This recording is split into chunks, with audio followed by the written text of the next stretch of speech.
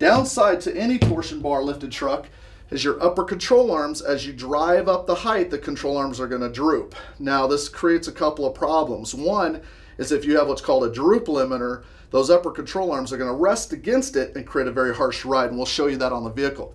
So what Zone did to correct that is they came out with these massive box steel control arms, rubber bushings, so extremely comfortable, great for a daily driver, Moog ball joint, Zerk fitting, replaceable, blow a ball joint out, press it in. Now this comes exactly as you see here, okay? Castle nut, everything. Don't have to press this in, it's done for you. You put this in, and as that truck gets those keys driven up, now this is gonna correct that ball joint angle so you get a good alignment, good tire wear. So awesome technology, I love these, okay?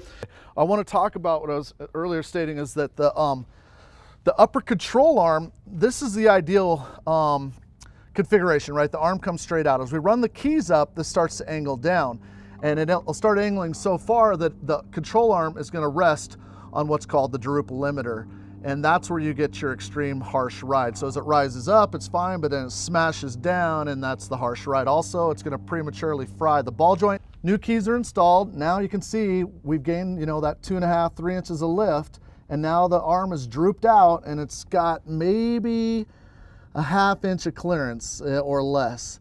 So as soon as we go and drive this, it's just going to be bouncing on this droop limiter and create a very harsh, crappy ride. I mean, that's a testament to these Zone control arms.